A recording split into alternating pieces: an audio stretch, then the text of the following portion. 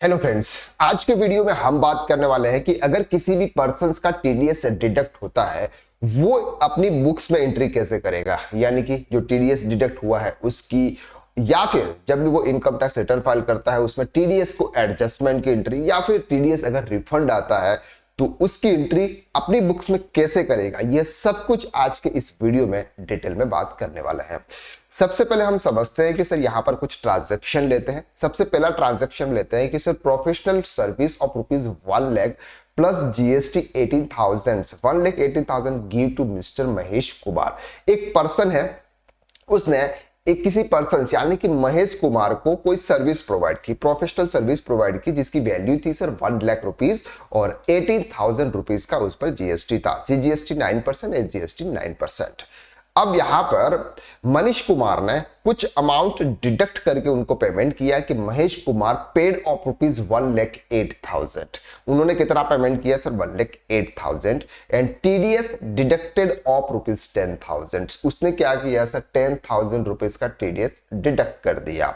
अब वो जो टीडीएस डिडक्ट किया उसका क्या होगा, तो यहां पर हम दो सिनेरियो लेते हैं। सबसे पहला लेते हैं sir income tax payable of ₹7,000। In case जब वो इनकम टैक्स रिटर्न फाइल कर रहा है उस समय उनके ₹7,000 का टैक्स पेबल आ रहा है। और दूसरी सिचुएशन यहां पर है कि sir income tax payable of ₹12,000। इस केसेस में कि अगर उनका इनकम टैक्स पेबल ₹12,000 है, उसमें आप ये जो भी टीडीएस आपका डिडक्ट हुआ है उसको आप किस तरह से एडजस्ट करके रिमेनिंग पेमेंट आपको करना है। यह सब कुछ ट्रांजैक्शन आज के इस वीडियो में डिटेल में बात करने वाला है। अगर आप टीडीएस रिलेटेड ट्रांजैक्शन देखना चाहते हैं तो यह वीडियो बहुत इंपॉर्टेंट है। चलिए, सबसे पहले हम बात करते हैं प्रोफेशनल सर्विस ऑफ ₹1 लाख। यानी कि एक पर्सन किसी को कोई सर्विस प्रोवाइड करता है तो उसकी एंट्री अपनी बुक्स में कैसे करेगा। तो यहां पर हमें सर जाना है वाउचर में, और वाउचर्स में हम जाएंगे यहां पर सेल्स वाउचर में। यहां पर आपको पर्टिकुलर्स यानी कि अकाउंटिंग इनवॉइस आपको सेलेक्ट करना है, क्योंकि यहां पर हम सर्विस प्रोवाइड कर रहे हैं, न कि कोई गुड्स सप्लाई कर रहे हैं। तो यहां पर हमने मनीष कुमार का लेजर्स क्रिएट किया हुआ है सैलरी डेटर्स में, क्योंकि वो हमारी कस्टमर है, हमारा हमने उनको सेल्स किया हुआ है, हमको उनसे पैसे लेने हैं। यहां पर जो भी डिटेल्स आपको फिल करनी है, ठीक है। अब आता है सर पर्टिकुलर्स। पर्टिकुलर्स में आपको यहां पर लिखना है प्रोफेशनल इनकम। अब यहां पर सर इंक्लूसिव ऑफ जीएसटी है। यहां पर आपको अमाउंट एंटर करना है। सर हमारा अमाउंट है सर ₹1 लाख। ₹1 लाख आपको यहाँ पर जो भी डिटेल्स आपको फिल करनी है वो आप कर सकते हैं। अब आपको यहाँ पर सीजीएसटी और एसजीएसटी भी चार्ज करना है, क्योंकि आप जीएसटी में रजिस्टर्ड है।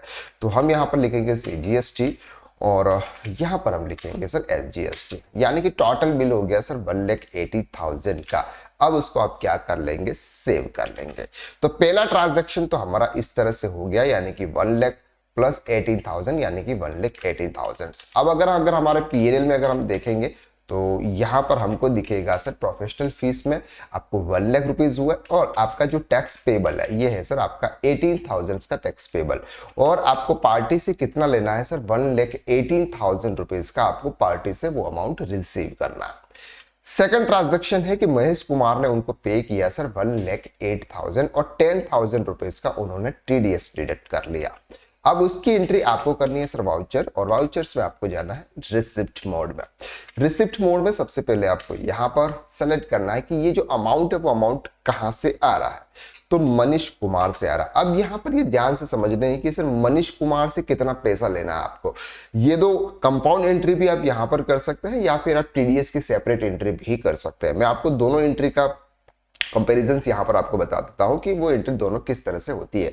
सबसे पहले हम यहां पर ये रिसीव की एंट्री कर लेते हैं सर 1,08,000। तो 1,08,000 टू यहाँ पर हम कैश में ट्रांजैक्शन को रिकॉर्ड कर लेते हैं। अगर आपके बैंक में आ रहा है तो आप बैंक सेलेक्ट कर लीजिएगा। तो यहाँ पर सर हमने 1,08,000 जो उन्होंने हमको पेड किया हमारी बुक्स में आए, उसको हमने अपनी बुक्स में रिकॉर्ड कर दिया।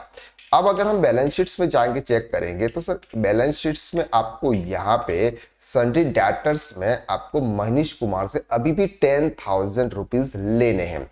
लेकिन मनीष कुमार ने क्या कर दिया है सर? ₹10,000 उसने हमारा टीडीएस डिडक्ट कर दिया, वो अब हमको पेमेंट नहीं करेगा। क्या कर सर, वो हमारा पेमेंट आपको हम नहीं करेगा। इसका मतलब ये है कि हमको उसकी टीडीएस की एंट्री पास करनी है और उसका पैसा क्या है कि सर वो हमारा टीडीएस डिडक्ट करके इनकम टैक्स हमारे पेन के बिहाफ पे जमा करवाएगा। और जब भी हम इनकम टैक्स रिटर्न फाइल करेंगे उस समय हम उसका एडजस्टमेंट या फिर उसका हम रिफंड ले लेंगे। तो अब हमको टीडीएस की एंट्री यहाँ पर करनी है। तो टीडीएस में आपको जेबी में जाना है, क्योंकि यहां पर हम कोई भी अमाउंट अभी रिसीव नहीं कर रहे हैं। अगर आप पार्टी के नेम के साथ में कैश के साथ में अगर आप टीडीएस की एंट्री कर रहे हैं तो वो एंट्री आपके रिसिप्ट में हो जाती, लेकिन अभी आपको यहां पर क्या करना है सर, सेपरेट एंट्री करनी पड़ेगी। तो मनीष कुमार से नहीं, यहां पर डेबिट में क्या आएगा सर, डेबिट में आएगा आपको एक लेजर क्रिएट करना है TDS 2024-25, यानी कि 2024-25 में जिस भी पर्सन्स ने आपका TDS डिडक्ट किया हुआ है, किसी भी पर्सन्स ने आपका TDS डिडक्ट किया हुआ है, वो आपका जाएगा TDS 24-25, या फिर आप एक और नेम आप कुछ भी अपने हिसाब से रख सकते हैं। TDS रिसीवेबल रख सकते हैं, TDS पेड रख सकते हैं, या फिर जैसा भी आपको समझ में आए। अब यहां पर आपको इसका रखना है सर करंट एसेट्स। ये क्या है सर, आपकी करंट एसेट है, ठीक है, नॉन एप्लीकेबल, यहां पर आप जाइएगा। और कितना अमाउंट है सर, 10,000 अमाउंट है। क्रेडिट में आपको करना है सर मनीष कुमार, यहां पर आपका लेजर सिलेक्ट करना महेश कुमार है, हम इसको महेश कुमार कर लेते हैं सर, ठीक है, ये महेश कुमार हो गया। अब सर यहां पर हमने रिकॉर्ड कर लिया। अब अगर बैलेंस शीट्स में जाके चेक करेंगे तो बैलेंस शीट्स में आपको यहां पर दिखेगा सर कैश में 1,08,000 और टीडीएस में आपका 10,000। तो ये TDS 24-25 आपके एसेट साइड में है, क्योंकि आपका वहां पर जमा है। अब यहां पर सर जो TDS डिडक्ट होता है ये टैक्सेबल वैल्यू पे डिडक्ट होता है, न कि इनवॉइस वैल्यू पे। टैक्सेबल वैल्यू पे इसलिए डिडक्ट होता है कि जब सामने वाला पर्सन वहां पर आपको कितने अमाउंट पर उन्होंने टैक्स TDS डिडक्ट किया है, तो वो वहां पर 1 लाख रुपीस पर अगर वो TDS डिडक्ट करेंगे तो ही वो हमारे 26S या AIS रिपोर्ट के अंदर उतना अमाउंट आएगा। अगर वो इनवॉइस वैल्यू पे TDS डिडक्ट करेंगे तो हमारी इनकम 1,18,000 मानी जाएगी, जबकि हमारी एक्चुअल इनकम तो 1 लाख रुपीज से है। इसका मतलब सिंपल सा ये रहता है कि आपको जो भी TDS या तो आप डिडक्ट कर रहे हो या सामने वाले पर्सन डिडक्ट कर रहा है। अगर प्रोफेशनल या इस रिलेटेड से अगर कोई भी सर्विस या इस टाइप से अगर कोई भी TDS डिडक्ट किया जाता है तो वो आपकी टैक्सेबल वैल्यू पे डिडक्ट होगा, ठीक है सर। तो हमने पहला ट्रांजैक्शन भी कर लिया, सेकंड ट्रांजैक्शन भी कर लिया और थर्ड ट्रांजैक्शन भी कर लिया। अगर हम ये कंबाइन कर ले, सेकंड और थर्ड जो ट्रांजैक्शन है उसको अगर हम कंबाइन करें तो कैसे होगा, पहले तो हम इस ट्रांजैक्शन को डिलीट कर लेते हैं ताकि आपको इजीली समझ में आ जाए। ये जो 2 ट्रांजैक्शन हमने किए हैं, इन दोनों ट्रांजैक्शन को हम क्या कर लेते हैं सर, डिलीट कर लेते हैं, ठीक है।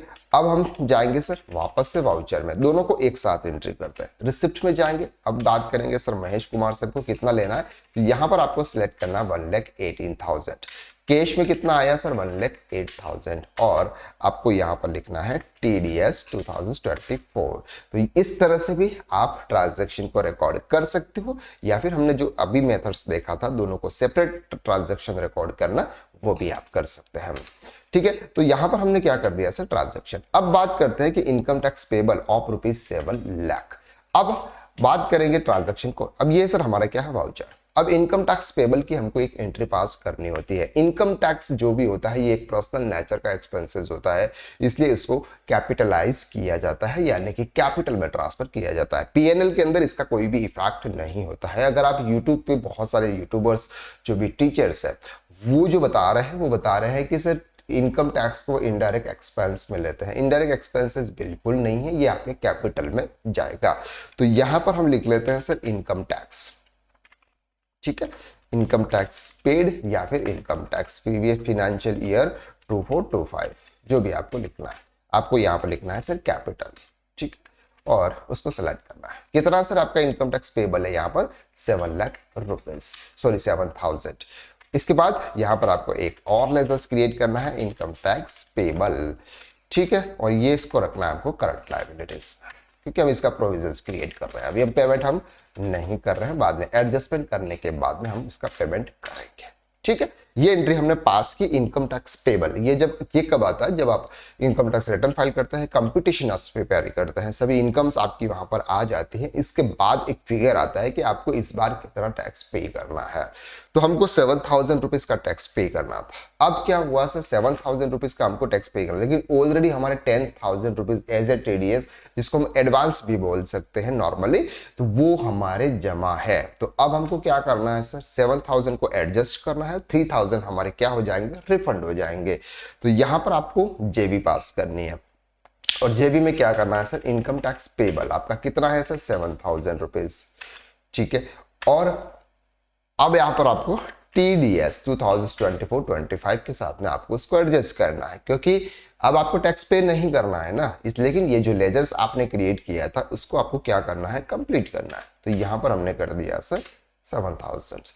अब ये जो 3,000 रुपीज बचा हुआ है, ये क्या होने वाला है सर, हमारा रिफंड होने वाला है। तो यहां पर हमें एक और बात लेजर्स क्रिएट करेंगे, टीडीएस रिफंड 2024-25, और ये भी जाएगा आपका करंट एसेट्स में, क्योंकि ये जब भी आएगा तब हम इसकी बात करेंगे। तो कितना होगा सर, 3,000, और ये चला जाएगा सर टीडीएस 2024-25।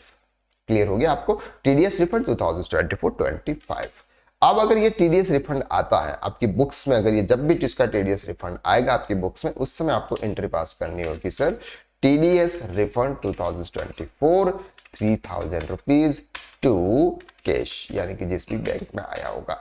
अगर आप ये एंट्री टीडीएस रिफंड की अगर सेपरेटली नहीं करना चाहते हैं, फिर भी आपके टीडीएस 2024-25 के लेजर्स में 3,000 रुपीज का अमाउंट बचेगा, और जब वो आएगा तो भी आप उसके एज इट इज एंट्री भी कर सकते हैं। लेकिन यहां पर आपको क्लियर होगा, अगर आपके बुक्स के अंदर टीडीएस रिफंड 2024-25 है, तो इससे ये पता चलेगा कि हमारा इतना रिफंड आने वाला। टीडीएस के लेजर से आपको ये क्लियर नहीं होगा, टीडीएस के लेजर से ये क्लियर होता है कि हमारा टीडीएस इतना डिडक्ट हुआ है, ठीक है। इस तरह से ट्रांजैक्शन आपको करने होते हैं। नेक्स्ट ट्रांजैक्शन है income tax payable of rupees 12,000। अगर आपका इनकम टैक्स पेबल 12,000 रुपीज है, तो इसकी एंट्री कैसे करनी है, सिंपल, आपको जेबी में जाना या आपको पेमेंट में जाना है, ठीक है। और टीडीएस पेबल अगर आपका कितना है सर, इनकम टैक्स पेबल की बात करते हैं। चलो सबसे पहले तो हम इनकम टैक्स का लेजर्स क्रिएट कर, वो इनकम टैक्स कितना है सर, 12,000 है, ठीक है। और income tax payable,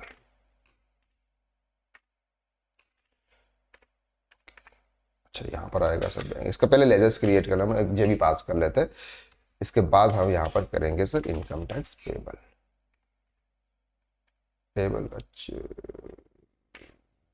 tax payable, ये रहा टैक्स पेबल है। चलिए ये हमने क्या कर दिया सर, इसकी जेबी पास कर ली। अब हमको जाना है सर पेमेंट में, और हमें यहाँ पर लिखना है sir tax payable. Tax payable हमने यहाँ पर लिख दिया।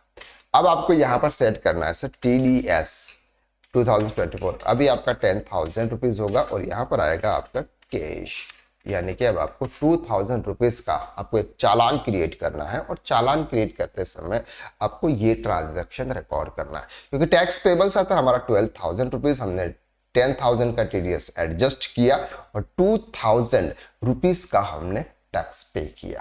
तो जब भी आप किसी भी बुक्स में, जब किसी का भी पर्सन का टीडीएस डिडक्ट होता है, यानी कि डिडक्टी के बुक्स में आप किस तरह से ट्रांजैक्शन को रिकॉर्ड करते हो, वो आज हमने इस लेक्चर के अंदर डिटेल में देखा। इसके अलावा और कोई भी रिलेटेड ट्रांजैक्शन आपके यहाँ पर नहीं होते हैं। अगर आपका किसी टीडीएस का डिडक्ट होता है, अलग अलग सेक्शन के अंदर टीडीएस डिडक्ट होते होंगे, तो वो भी आपके टीडीएस 2024-25 के लेजर्स में ही सभी जाएंगे। एक ही लेजर्स के अंदर जितने भी आपके टीडीएस डिडक्ट हो रहे हैं वो सभी जाएंगे। आई होप कि इस वीडियो के अंदर हमने जो कुछ भी कवर किया वो आपको इजीली क्लियर हो गया। अगर आप एज ए टैक्स कंसल्टेंट बनना चाहते हैं, या फिर अकाउंटिंग एंड टैक्सेशन फील्ड में अगर आप मास्टर बनना चाहते हैं, तो हमारा एक कोर्स है टैक्स कंसल्टेंट कोर्स, सबसे मिनिमम प्राइस में हाई क्वालिटी कंटेंट के साथ में आपको यहां पर मिलने वाला है। तो आज के लिए बस इतना, नेक्स्ट वीडियो में हम फिर मुलाकात करते हैं, तब तक के लिए बाय बाय।